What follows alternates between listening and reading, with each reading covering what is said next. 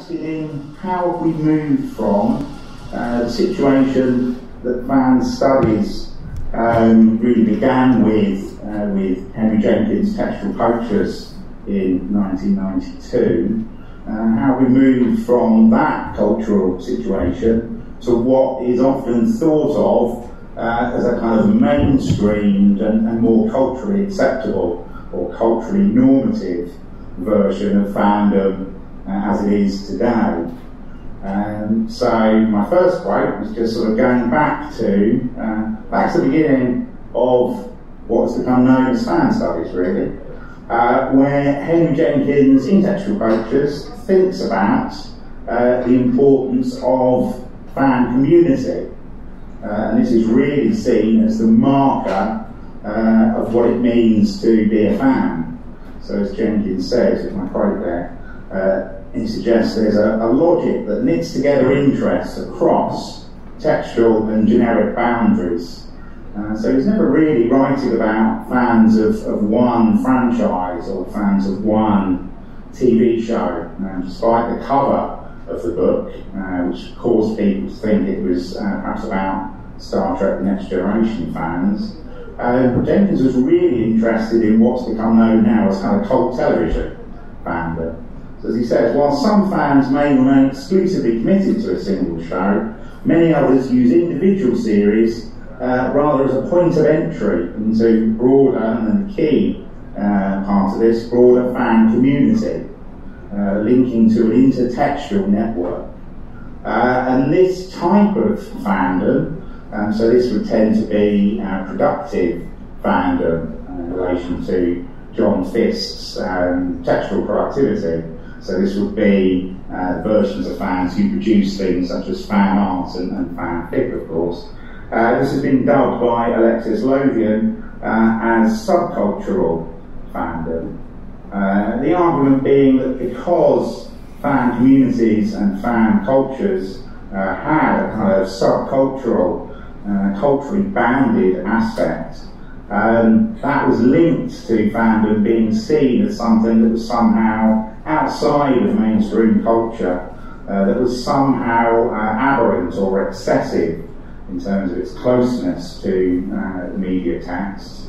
And that's why the status the fan community had at the end of the 1980s, really, and early 90s when Jenkins was writing. That's why there was a sense of, and why Textual Cultures begins with, analysing the famous William Shatner sketch where he comedically tells Star Trek fans to get a life.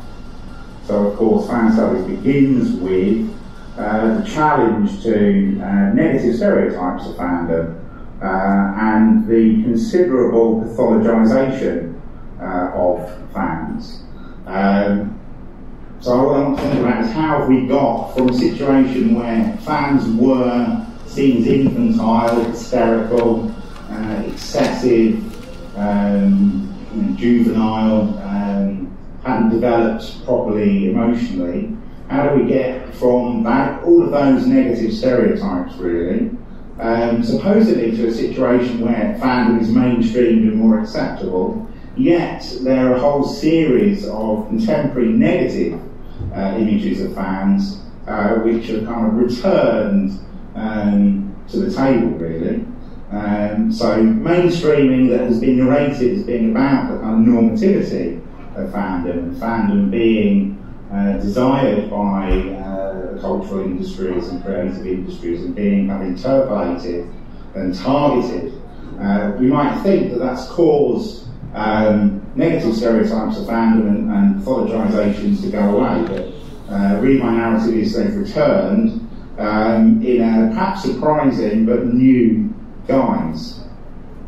So the initial kind of subcultural definition of fandom, moving on to my next kind of bullet points, is now starting to be seen in more recent fan studies work as just one version of fandom, one way of being a fan. And it perhaps doesn't take long for subcultural forms of identity to be seen as a kind of tradition, because the term that's been used to think about these versions of fandom repeatedly by different scholars as the notion of traditional fandom, traditional fans or traditional fan communities. So Christina Busset and Jonathan Gray, in the Handbook of Media Audiences, I think it is, from 2014, distinguish between, as they call it, these traditional fans and what they see as new industry-driven fans, who are fans who are part of, they follow kind of official kind of Twitter feeds, or they're on some kind of officially endorsed kind of Facebook fan group. So they're engaging as fans with different social media platforms, really, but very much in ways that are approved, endorsed and sanctioned by the industry. So perhaps a kind of notion of the textual poacher or the resistant fan has kind of disappeared there. The new industry-driven fans are seen as being very much kind of affirmational in relation to industry expectations rather than transformational or transformative. And Henrik and Sarah Linden also focus on what they see as this kind of splitting or cleavage between the traditional fan and these kind of newer incarnations and interpolated versions of fandom, which they term brand fans. For Busset and Gray, the new industry-driven fans are actually devalued. They're almost seen as kind of not real fans, as it were. Linden and Linden are perhaps less evaluative because they're interested in doing kind of compare and contrast exercise, really, between traditional fans and brand fans. But there's still a sense that, you know, the tradition is the kind of point of origin for fandom, whereas the brand fans are, as the name suggests, more complicit in certain ways with industry codes and conventions. So again, mainstreaming seems to suggest not just a kind of industrial and cultural acceptability or normativity there, but actually almost a nostalgic sense of something being lost in that move to mainstreamed or brand fandom, especially for, as I say, Busset and Gray. And then we have other scholars, such as my colleague at the University of Huddersfield, Cornel Sandross, who with Laura Kearns in 2015 wanted to analyse and think about, as part of this mainstreaming narrative, what Sandross and Kearns term ordinary fans. So again, this notion of acceptability, moving into the mainstream, fandom not being seen as weird or aberrant or excessive, just being kind of, yes, as the name suggests, culturally kind of ordinary. And for Sandross and Kearns, that those fans weren't necessarily, in fact they weren't really textually productive. So these tended to be kind of lone or individualised fans, who, as Sandross has kind of said elsewhere really in his book Fans, would think of themselves as fans because they were emotionally invested, regular or habitual consumers of certain media narratives, but they weren't really or necessarily part of a fan community, and they wouldn't be creating fan art or fanfic. The ordinariness was meant to refer to the fact that these were fans who would really just go online to seek official information about their object of fandom. So they would kind of dip in to social media information, or they check out a kind of Twitter feed, or they read a kind of press release, or they go on a fan forum and find information that they were looking for, or a fan wiki, and they dip in, get the information, wouldn't really be part of the community, and then they leave, having kind of acquired the bit of information that they were looking for. So a quite perhaps distinctive version of fandom. but one that's kind of disarticulated from both productivity and community. So for some fan studies scholars, people such as Francesca Copper, it's disputed whether these ordinary fans should even really be called fans at all, because there's really been a kind of schism or a debate in fan studies about whether fandom must still be, as an authenticating kind of demarcation, linked necessarily to community. So this kind of mainstream version of the ordinary fan, where we would assume that this was also disarticulated, disconnected from previous negative stereotypes, has been borne out by empirical work done by Rhiannon Berry. And Berry did this work sort of back in 2010 and 11, but it's only relatively recently, the end of last year, been published as a monograph, Television 2.0, I think it is, with Peter Lamb. And Berry actually had some excellent empirical data, so as I've kind of got in my next point, or my bullet point here, 671 survey respondents and 72 interviews. And so Berry was seeking to think about what she termed a participatory continuum. And she argued the following, this is my third bullet point on this slide. Researchers overrepresented the fans positioned at the most involved end of the continuum. So that would have been very active community members who were perhaps highly textually productive. So, as Berry says, the internet and social media have without question made fandom more visible and accessible. So, again, mainstreaming, normalising accounts. It's been embedded in so much kind of recent work. However, a twist to this, uptake in participation, says Berry, is most likely to take place at the least involved end of what she defines as the participatory continuum. So this ends up being a type of fan who is highly reminiscent of the ordinary fan, as termed by Sandros and Kearns. Because at the least involved or low end of the participatory continuum, this can be fans who not only aren't textually productive, they may even be completely unfamiliar with things such as the fan vid or fan video.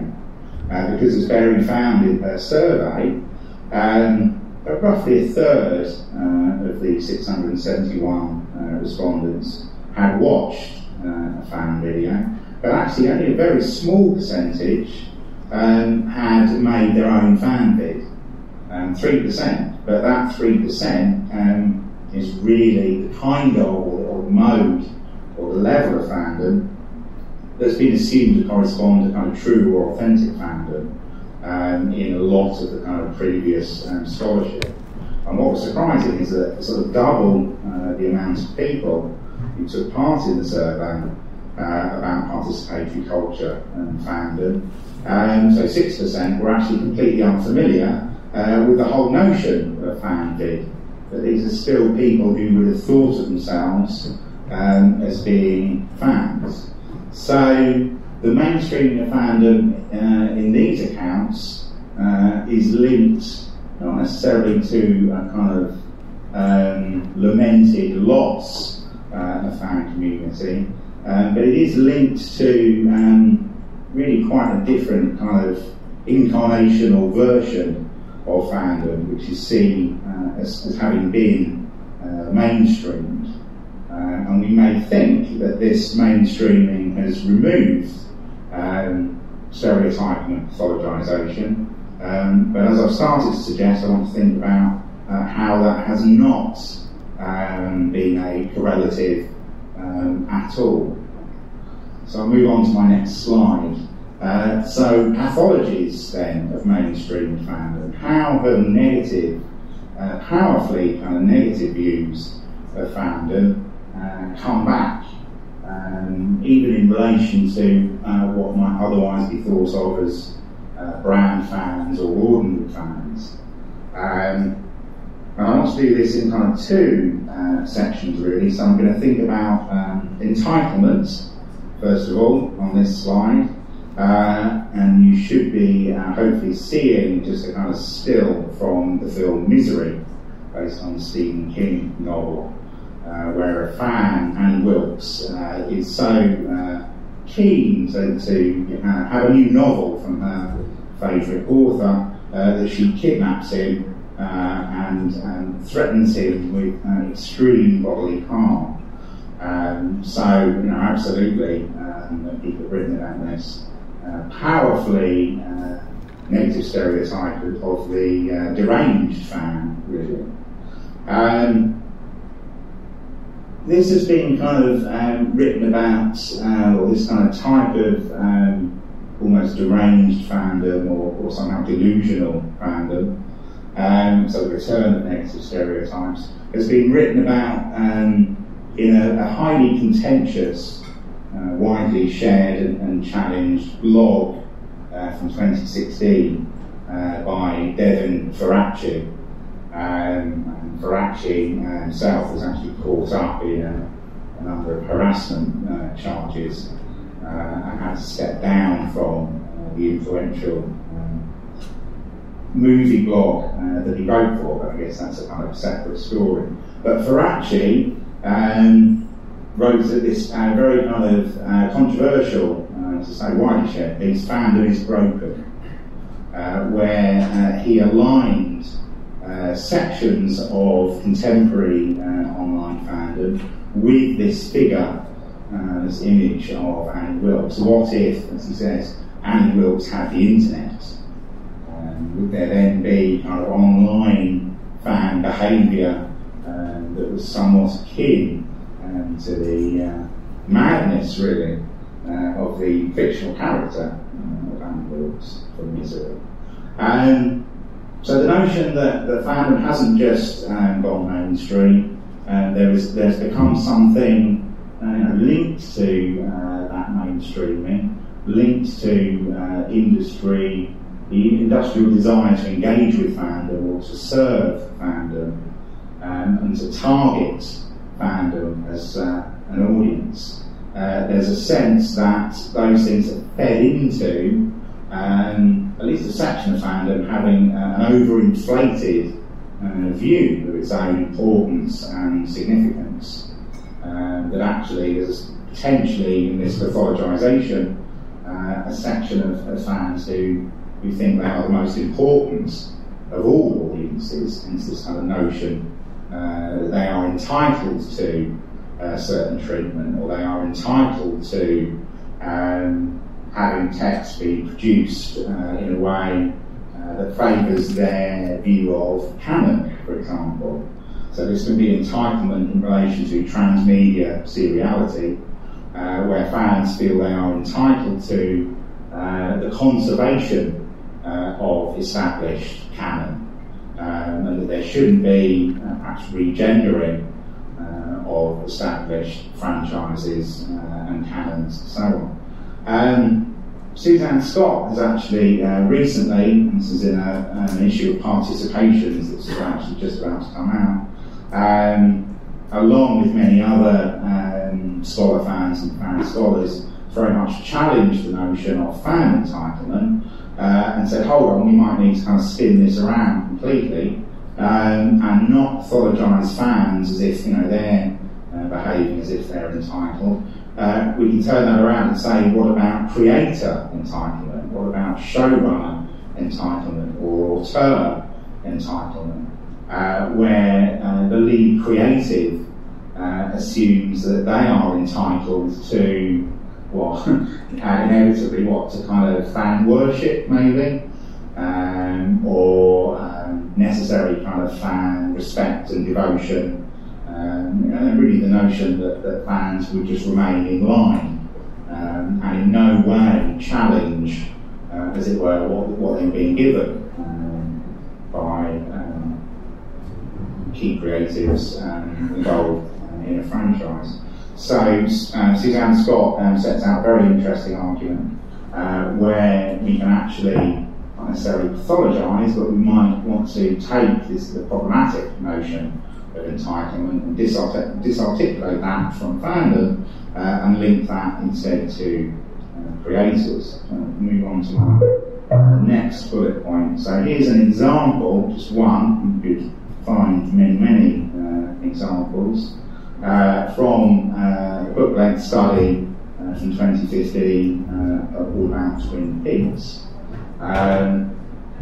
And this is Charles D. Lozerica, who was somebody who had worked on missing pieces, but had worked on Blu-ray extras, DVD extras, in relation to series of kind of different franchises, really. The key one was Twin Peaks. And while he was kind of compiling material or working on specific kind of Twin Peaks kind of box sets, which there have been kind of different versions over the years, he was quoted, was interviewed for this particular 2015 study. He talks about an increasing sense of bitter and misguided ownership from a few fans. So here this absolutely captures this sense of entitlement, that fans perhaps not only think they're the most important audience, but that even in comparison with people working on official releases or working as kind of archivists, supplying kind of previously unseen material, so media professionals, set against those media professionals, the fans feel that it's them. It's they who actually have what I previously called in fan cultures a sense of moral ownership over the text or over the franchise, even the intellectual property. Fans know perfectly well they don't have intellectual property rights, but there's a sense in which they feel, because of the perhaps amount of fan cultural capital that fans have built up, the degree of expertise that they have, and the durability, the length of time, their lived experience within fandom, that they feel, therefore, this sense of ownership. And as this quote continues, this is not an ownership or a feeling of ownership that should be recognised by media professionals. It seems to come less from a place of genuine love for Twin Peaks and more from a place of bizarre entitlement, so there's the term, as if certain fans were somehow in charge of fandom. Fandom starts to not just be seen as mainstream, but to almost become matter out of place, to not behave appropriately or occupy the position given to fandom by the industry, to kind of transgressively kind of violate, as it were, the cultural domain or space within which fandom should operate, and to therefore create what is seen as a kind of not only misguided ownership, but an almost unacceptable or inappropriate hierarchy, where rather than being a kind of fan network or community, there are certain fans who assume they can speak for fandom as a whole without any institutional. These are executive fans, for example, in Tulloch & Jenkins' 1995 terminology, who run an appreciation society or a fan club, but these are fans who somehow feel they are elevated above other fans and speak for fandom, and that they're the most important people. So moving on to my next bullet point. So this notion of entitlement and unacceptable behaviour has obviously become linked to the figure of the troll, the fan as troll, very much kind of, as Whitney Phillips has argued in a book-length study of practices of trolling, a kind of masculinized or masculinist, therefore androcentric and adversarial or adversary method, whereby effectively people are attacked online. Dissociative because there's a sort of projected or imagined kind of version of the target, but also, more crucially, dissociative, because the troll forms a certain kind of dissociated version of their self-identity online, so that the performed troll is dissociated from the lived self-identity of that person, so they insulate what's felt to be their true self from the formed trolling self. In other words, that their what might be extremely unpleasant behaviour is not felt to kind of rebound to and be attributed to and to colour their sense of self outside of the act of trolling. However, a number of scholars, people have argued, we can't necessarily assume that trolls may be attacking fans, or they may be trolling or attacking showrunners. We can't assume that, even though this might be in relation to Transmedia, Seriality and major franchises, that trolls are long-term fans. So fandom may be being kind of appropriated and co-opted almost by trolls as kind of entryist fans who want to portray themselves as if they are fans, but actually it might be highly questionable. It might even be empirically not possible to verify whether trolls are really fans or not. But we may have suspicions about kind of entryist fandom, almost a kind of, I suppose I'm implying, almost a kind of faked fandom or a plastic fandom, where a troll kind of formatively adopts fan practices and behaviours precisely to try and have an impact and to aggravate the industry or to aggravate an entire fan culture. And an recent example of that could be the kind of so-called kind of de-feminized edit of The Last Jedi, which, when it was kind of uploaded, had a rather curious kind of message or account kind of linked to it, which actually within that misspelt character names from Star Wars and from The Last Jedi. Not only did that de-feminized edit seem to be appropriating notions of the fan edit and previous known highly publicised Star Wars fan edits, such as removing Jar Jar Binks, editing Jar Jar Binks out as an offensive character, but the de-feminized edit then was then sort of appropriating these notions of fan edits and kind of recuts. Obviously was designed to provoke a feminist, an outraged kind of feminist response, but actually also seemed to be almost deliberately trying to agitate and aggravate sections of Star Wars fandom by getting details wrong about female characters' names that really you'd expect any fan to not make such basic errors. So it appeared to be trying to wind up as many people as possible. And this notion of fan entitlement has been linked, as in the sort of an attempt to provoke feminist kind of critics, has been linked to Michael Kimmel's work and Benjamin Wu's done an excellent recent book on kind of geek identity, kind of references Kimmel's work on what's been termed aggrieved entitlement. It's been linked to really a whole range of masculinities. Disempowered masculinities would be perhaps kind of less well educated working class masculinity.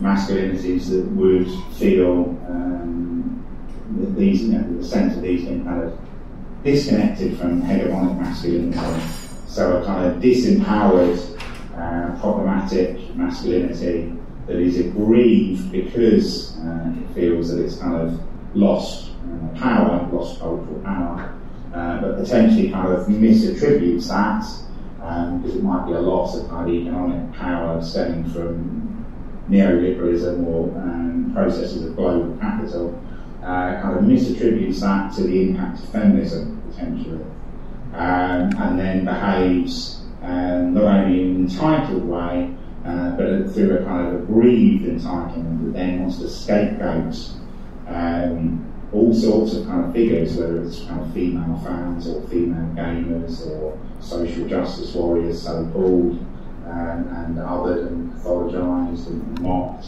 A range of kind of imagined others against which this kind of aggrieved entitlement can be formed. And the notion of aggrieved entitlement in Kimmel's work is very much about kind of constructing a certain imagined kind of version of peak masculinity, as this is seen to work as a generalisation based on close empirical work, and seems really to be a pathologisation of a masculinity that's linked to low levels of education, low levels of cultural capital, fan cultural capital as a compensation for a lack in education and cultural capital, as opposed to the high cultural capital, well-educated sociologist or scholar who is therefore able to critique this dumb, rejected other. And then last kind of bullet point on this slide, so fourth bullet point of this slide. Entitlement has very much been challenged. Elizabeth Minkle, journalist, fan activist, really, immediately responded to Devin Thrach's 2016 blog and suggested that the notion of entitlement was really a kind of myth that sought to pull together all sorts of different and disparate kind of fan behaviours.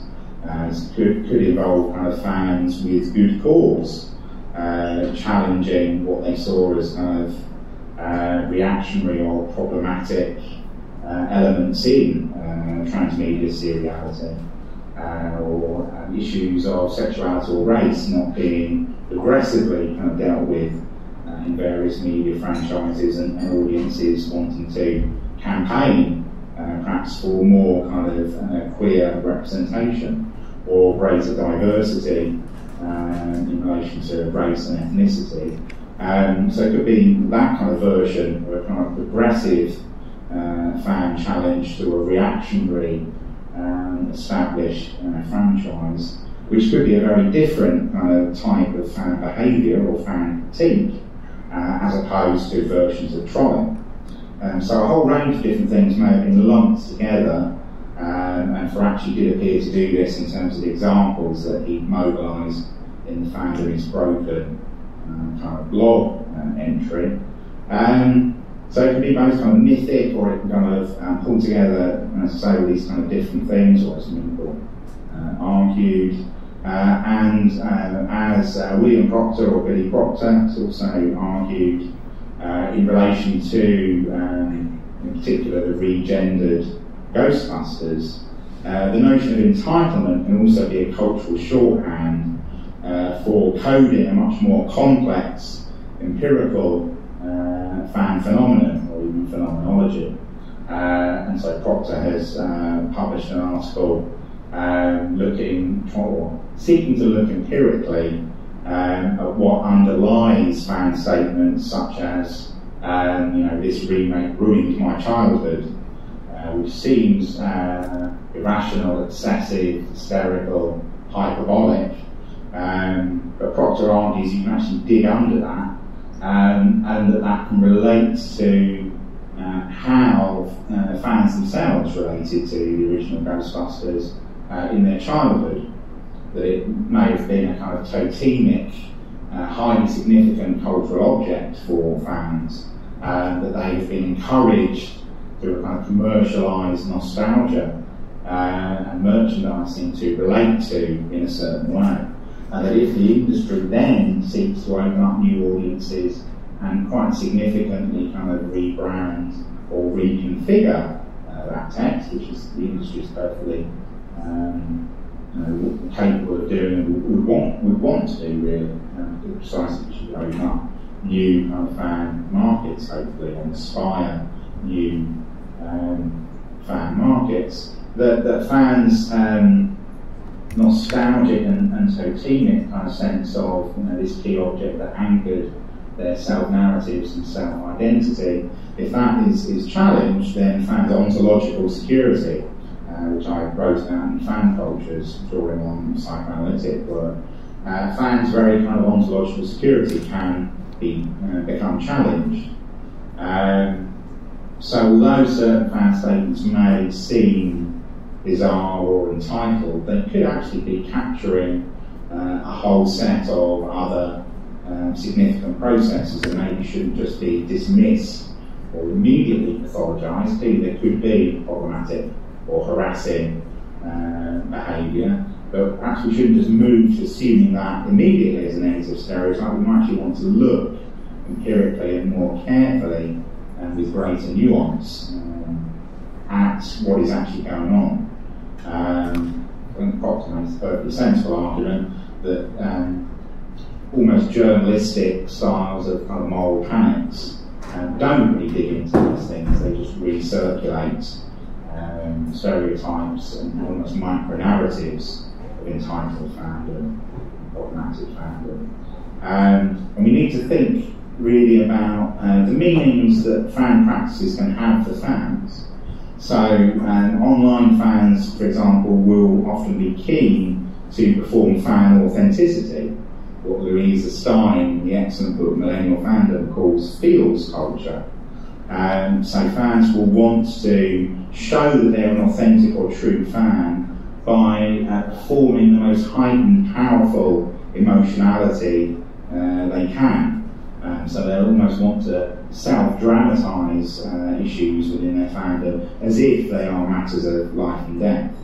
Not to say they actually are, they wouldn't actually be matters of life or death, but within feels culture, where you perform heightened emotion, then that becomes a way of showing you're a real fan, you're a true fan. So One Direction fans, for example, who issued death threats to journalists who had written stories about One Direction, or the members of One Direction that fans felt were highly offensive and highly problematic. And then journalists then kind of blogged and wrote about how they received, I think it was GQ magazine, but how a particular journalist had received all these kind of death threats from fans. Clearly one would immediately lead to seeing that, reading all of that literally, and these fans are, we're back in the kind of Annie Wilkes kind of stereotype, that this would be kind of, we read it literally, or just accepted it at face value, this would look like highly offensive, aggressive, delusional fandom. But it's open to all sorts of other readings. It's open to a reading that fans didn't really mean these things, but they wanted to be able to demonstrate that they were performing as an authentic fan, that they felt that this was so appalling, that they were going to kind of perform this in a certain way. So not only this being linked to feels culture, but also, as Tim Highfield has said, often Web 2.0 participation carries reduced social risk, although obviously legal systems have wanted to kind of move to kind of catch up with things like online death threats and hate speech. Certainly the legal system in the UK has kind of been somewhat kind of reconfigured in practice to start to make it clear that people can't kind of behave in these ways.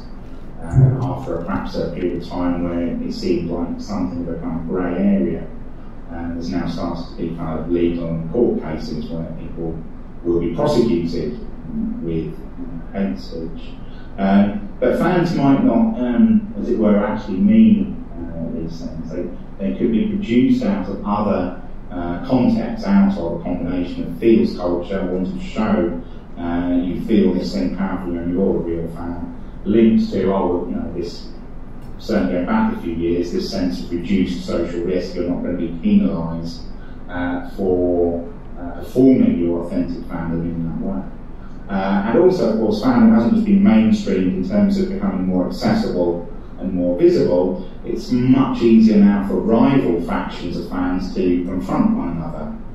So that you may have fans trolling other fans, or different groups of fans, different generations of fans, different genderings of fandom. So there can almost be now a fan other that may, again, act as a kind of threat to certain versions of fanish self-identity. So I want to move on to think about my second example in terms of the pathologising of mainstream fandom, toxicity. So, a really good example of this recently, and quite literally, and I think self-reflexively, the kind of term "get a life" kind of coming back into the debate was when Mark Hamill, obviously the actor that played Luke Skywalker in Star Wars, started using the hashtag "Get a Life Nerds" about a story reported from a certain Twitter account, Star Wars Facts, I think it was, that the actress Kelly Marie Tran had deleted all the posts from her Instagram. And we were told this was due to months of harassment that she had received in relation to her character Rose in The Last Jedi. So Hamill, using his kind of position as a kind of spokesperson in relation to the fandom, to seek to discipline fans who were not just behaving in an entitled way, but were harassing an actor, behaving very much in a toxic way, toxic fandom. So my next bullet point. So this has become a very widely used term, very much kind of bandied about. So what exactly is toxic fandom? It's never really been clearly defined. There's been kind of already now from last year kind of book-length studies of kind of toxic geek masculinity in media. But even there, this notion of toxicity wasn't kind of closely and carefully defined. But we could, as a kind of ready reckoner kind of version, suggest that this is ad hominem, abusive, harassing behaviour, often not just from an individual fan. This can also be coordinated through social media back channels or amplified through fans performing this behaviour, and then other fans kind of jump on that bandwagon. It can be coordinated or amplified by fan crowds swarming online, so there can be a kind of multiplication effect. As Proctor and Keats argue in the introduction to a themed issue of participations, so it's just about to come out, we really need much more empirical work on this assumed behaviour, and to look carefully into how this kind of empirically is actually kind of operating, and how this is kind of working. And there's starting to be some good kind of nuanced, careful, but also critical studies of toxic fandom. The special issue of participations includes a number of these. But we also, as Kelsey Cameron argues in same issue of participations, really do need an awareness of the context within which alleged or presumed toxic fandom is occurring. For example, the case that Cameron looks at was the showrunner of The 100, where the show had been linked to kind of bury your gays kind of trope, or the idea that lesbian characters wouldn't survive in a narrative, would be killed off, and that queer fans had therefore, in relation to a favoured character being killed off in 100, had behaved in ways that could be seen as abusive, harassing, coordinated or amplified by a kind of fan campaigning online in relation to this particular showrun. But then Cameron pointed out quite reasonably, that we needed a sense of not just how these fans were behaving, but the kind of power structures in relation to the history of the TV industry and queer representation that these fans were pushing back against.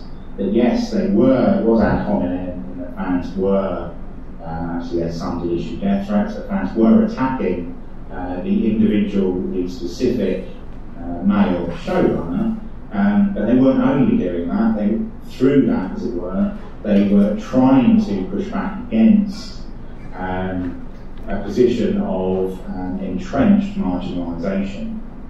So it isn't just the cultural politics that we need to be alert to, it's that sense of structure and agency and power structures that may be in play, that we need to kind of carefully think about rather than just saying or psychologising and pathologising behaviour X as toxic fandom in all contexts and overly kind of generalising. So moving on to my next bullet point, aggressive and reactionary toxicity that I'm suggesting, I've written an extended forward to this issue of participations, can't just be equated.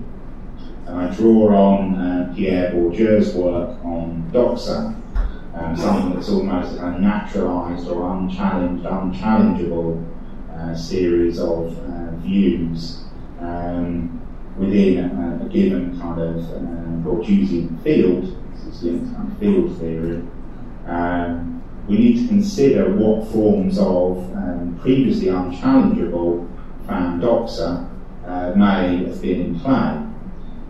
Because when fields of fandom are changed in certain ways or destabilised, and they can be changed by the entry of new technologies, science fiction, literary science fiction fandoms changed by the emergence of Amazon-enabled really self-publishing, which shifted the kind of gatekeepers, shifted the distributions of capital kind of in that specific field, and suddenly opened up what had been an unchallengeable, naturalised kind of liberal culture that was destabilised and was no longer kind of doxa.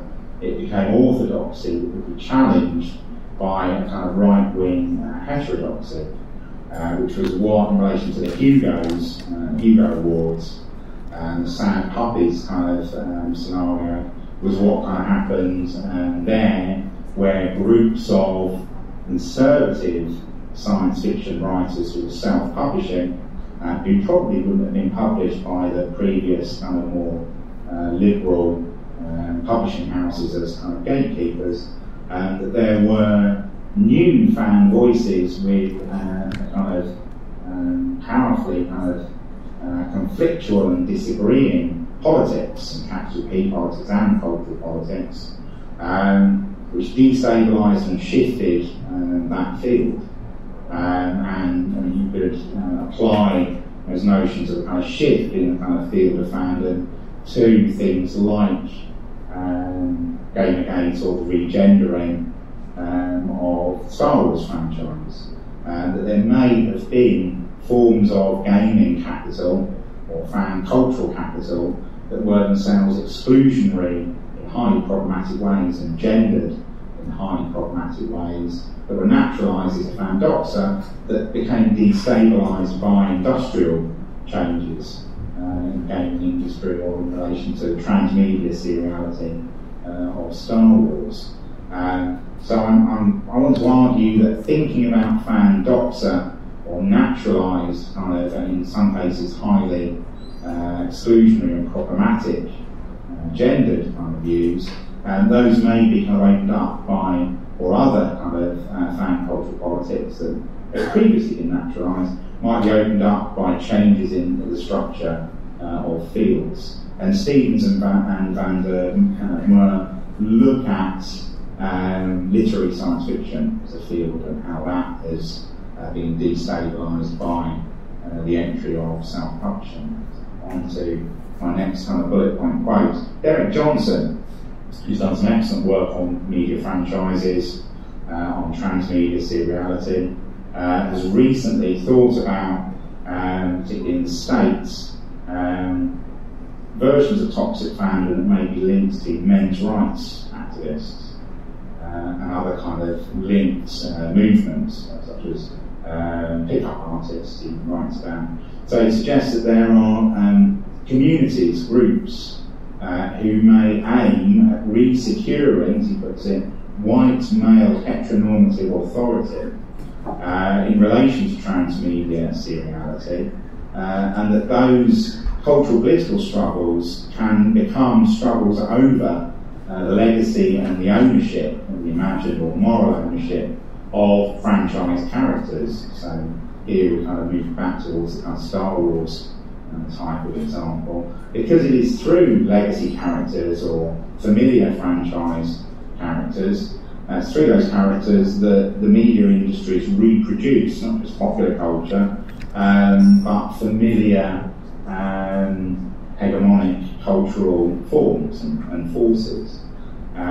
So Johnson, in other words, is arguing that there may be specific reasons why toxic behaviour may become linked to viewing transmedia seriality and franchises as cultural battlegrounds.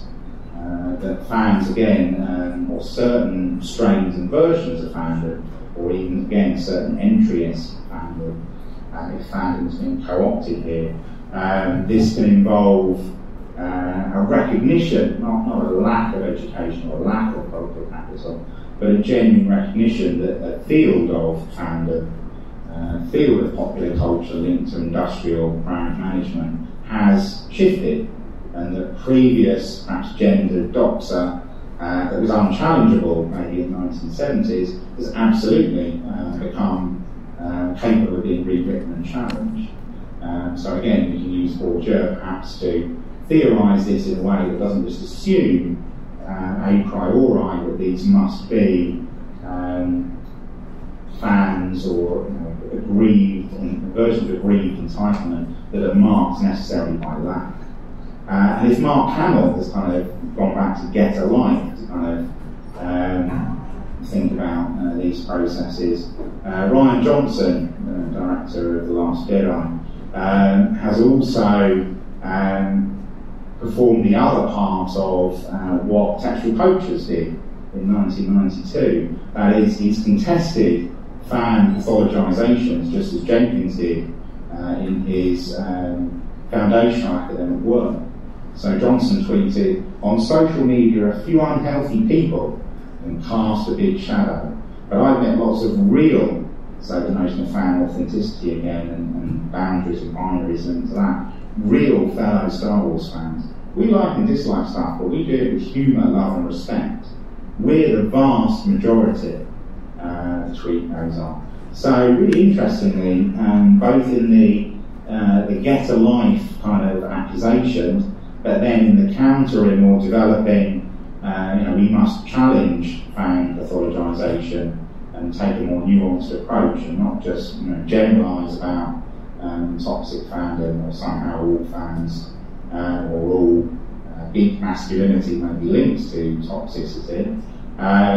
Although we want to call it out where it is empirically encountered and where we can analyse that in nuanced ways. But we end up really with the elements of debate that were present in foundational 1990s fan studies, that fascinatingly, reflexively replayed in paratexts surrounding transmedia seriality, replayed in tweets circulating around the Star Wars franchise and key lead creatives, actors, media professionals who've worked or continue to work in that area. So there's an argument here about academic debate really kind of now spilling into not only pop culture, but pop culture as a domain of cultural struggle, which almost sounds like kind of John Fiskian kind of analysis. But this is being, this kind of cultural struggle is being engaged with and in by media professionals and by different versions of media fandom, quite consciously, quite deliberately. on the kind of territory of franchise, characters and pop culture.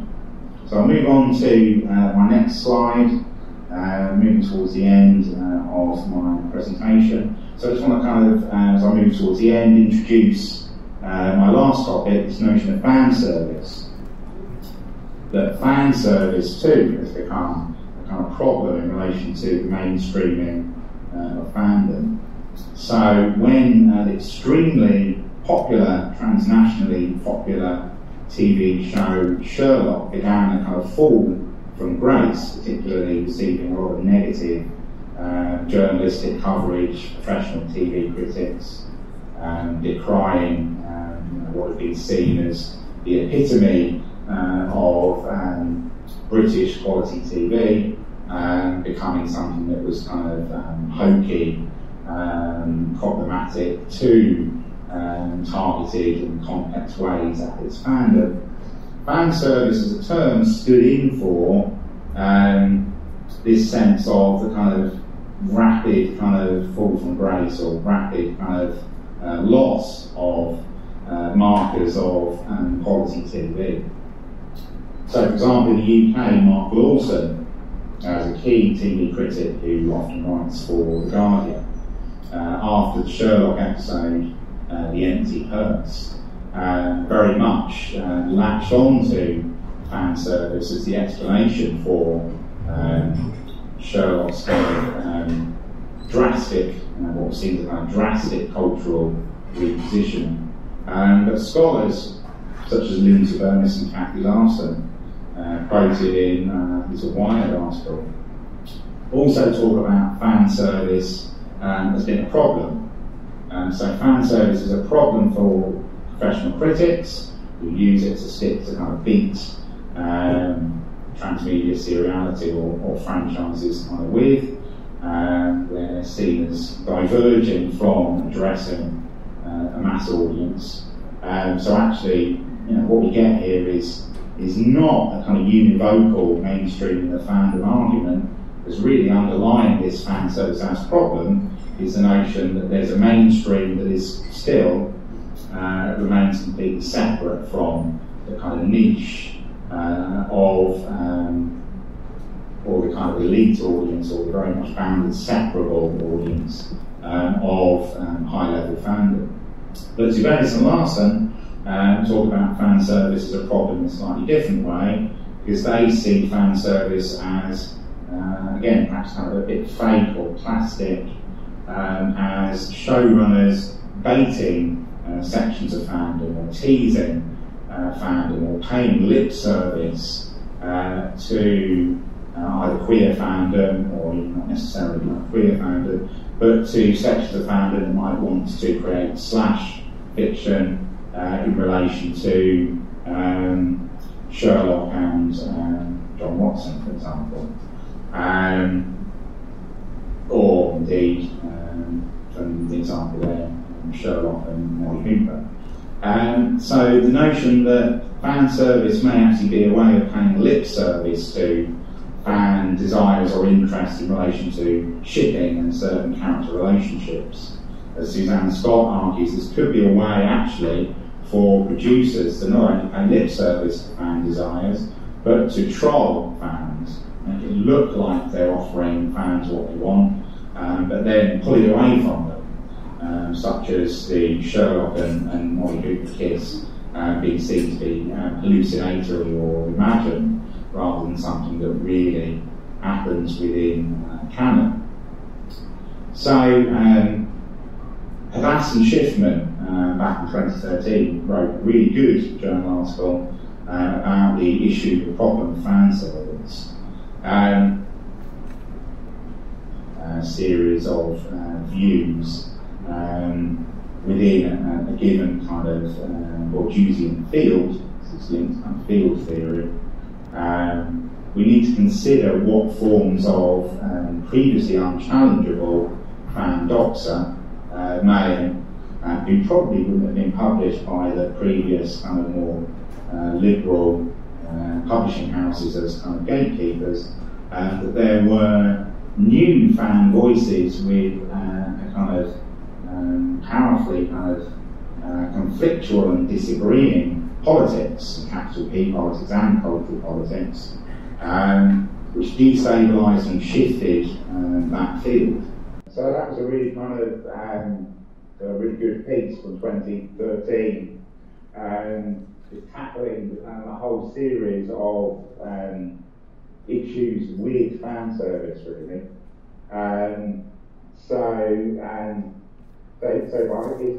The video kind of covered that point. So the next kind of bullet point that I wanted to go on to discuss was where they talk about the fact that not only might fan service be serving the wrong fans, the min-wants, and the next kind of part of the quote was that fans might be actually just impossible to please. It could be this kind of common imagined mentality of fans that actually they can never be satisfied.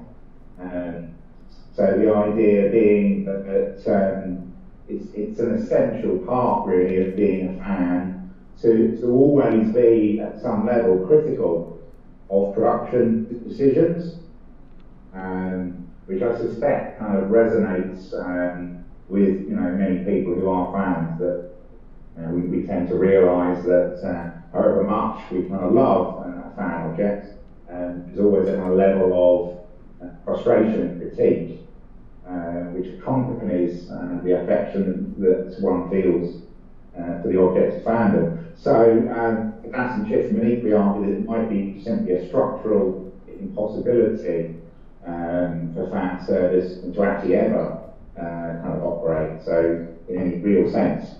And so that it's almost as if showrunners may as well almost not bother because it simply couldn't work out. And then the final quote that I had from Bass and Chifton was that given the kind of problems, multiple problems with fan service, if anything, it's often fans themselves who stress that it's the general audience that should be addressed and catered for, rather than what might be very small kind of subsets of the audience, which would be the niche, which is dedicated fandom. So that, as Bass and Chifton suggests, that actually one should be constantly wary of the dangers of a creator who's also a fan.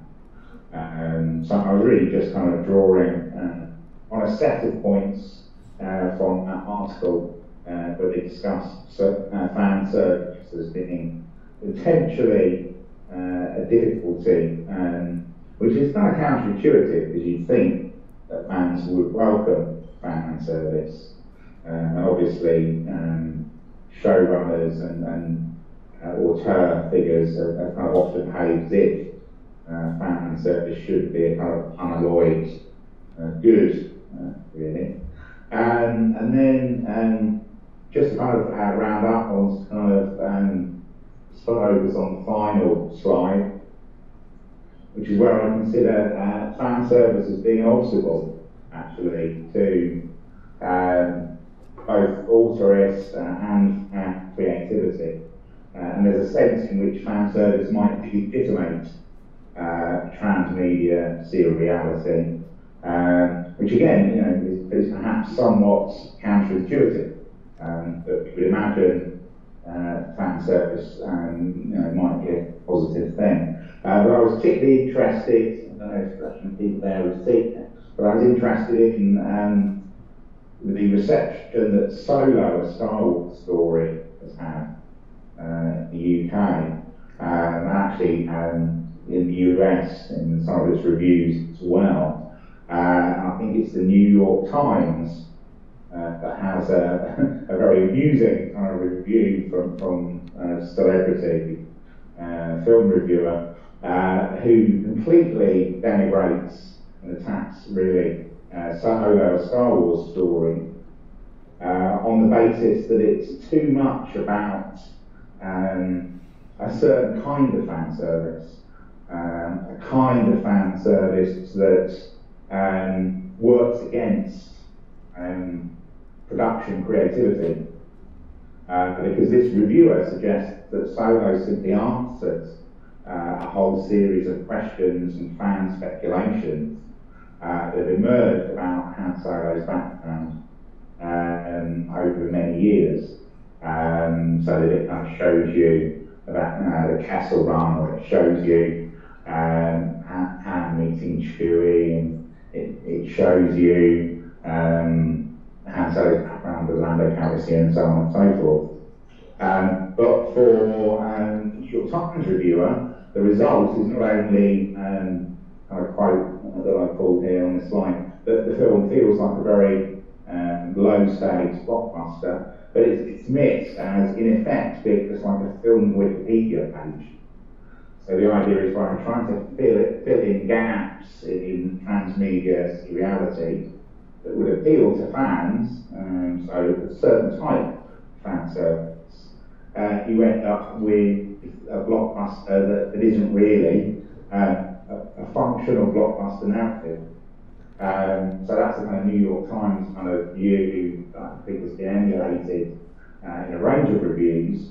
And then Mark Kermode, who's a leading film reviewer in the UK, he reviewed Solo for BBC Radio 5 Live, and also for BBC News, and he used the same kind of joke, really, in each review, that there would be some kind of any kind of gap in the overarching Star Wars narrative would just be filled in some insignificant, meaningless way by the Star Wars kind of standalone film.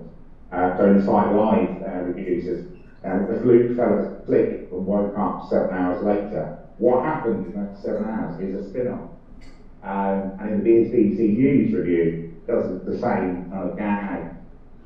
Where somebody kind of walks out of a room, closes a door in Star Wars, and then walks back. There's a gap, and we need to fill that in. What happened there? So absolutely mocking the idea of fan service, this type of fan service of filling in hyperdiegetic or narrative gaps, and seeing it as being pointless, redundant, narratively uninteresting. Something that is only meaningful to a certain type, again, perhaps continuity oriented fan. So again, the notion of fan service is a certain type of problem as resulting in, resulting potentially in kind of bad filmmaking. So I think that's also really interesting in terms of, obviously we wouldn't think about Solo as being linked to high-ranking auteurist kind of subjectivity. Ron Howard, I mean, there's more a sense maybe of a journeyman filmmaker, or a safe pair of hands, let's say. But even there, where we might not be dealing with, in reception terms, a kind of auteurist reputation, perhaps, there's still a sense of production creativity being blunted and weakened, and the resulting blockbuster being delegitimated, and therefore its transmedia seriality, its strategies being delegitimated as a result of fan service. And then I just moved on to thinking about M.J. Clark's work, Transmedia Television, where Clark talks about fandom being restricted, fan creativity being kind of blunted through a certain type of fan service and transmedia seriality. Because M.J. Clark writes about tie-in novels within franchises, and tie-in novels which are as official branded products, having to kind of adhere to canon. But having to kind of do that in a very precise way, and Clark's talking about tie-in novels for the TV show Alias that J.J. Abrams was linked to, So talents will work in a certain way, so they not only reinforce canon, but don't actually introduce any meaningful, significant, long-lasting narrative changes. So they don't alter canon in any hugely significant way. So Clark there talks about the writers having to demonstrate high fan cultural capital, detailed knowledge of world building, relevant world building, but because they can't do anything transformative or they can't really change anything, it's a kind of really restricted, hemmed-in fandom, which Clark refers to as licensed fandom. So again, the result is implicitly uninteresting transmedia seriality, or very restricted, hemmed-in transmedia seriality. Obstacles to forms of official creativity again. And then Suzanne Scott has actually thought about showrunner fans themselves as perhaps kind of blocking fan creativity by filling in story gaps or offering favoured speculation. So there, Scott is talking about Battlestar Galactica, and that's a piece from 2008. She's actually talking about Ronald D. Moore and his habits in relation to PSG in podcasts of himself kind of speculating about what might have happened or what he thought had occurred in backstory or story gaps. So it wasn't actually officially canonical, it hadn't been produced, but it was a kind of key creative figure, giving his own sense of what certain backstory or character backstory was. So in a sense that reduced the creative open space for fan speculation. It almost kind of authorised certain kind of strands of fan fiction, but maybe kind of deauthorised others. So kind of could be linked to what Emma Kelty has referred to as authorised participation. But again, a kind of supposedly giving in fact more information or more, albeit speculative, narrative material, but actually working again as an obstacle to fan creativity and the kind of proliferation of fanfic in certain ways. So we might assume that showrunner fans reinforce the fan dream, or what I call the fan dream, the idea that rank and file fans move through, ultimately to become what Mark Wolf calls the torch bearers of the franchise, the kind of lead creatives who are significant within sequential communities, as Derek Johnson has kind of thought about. But actually, as myself and Scott and others have argued, showrunner fans might seem to, almost ideologically, reinforce this kind of fan dream of moving through into empowered kind of production roles. But instead, showrunner fans seem to operate as almost as a kind of PR-related form of management of fan creativity and subjectivity. So the terms we use to think about the disciplining of fans, or the attempt to, as Ryan Johnson's done, kind of indicate how fans should behave, appropriate or good fandom versus discourses of the bad fan, results in a kind of transmedia management or fan management. So again, something that has been interpreted as not simply kind of accruing value, cultural value for the franchise and for its transmedia seriality, but potentially working against its kind of legitimacy if fans are being disciplined in specific ways. And then my very final slide, hopefully you're able to bring up, is the summary of kind of key points. So I won't run through all of those, but it'd be useful if you could just show the final summary slide, which, as I say, kind of has kind of four bullet points that kind of recap the series of things that I was talking about. And I will finish there. Thank you very much.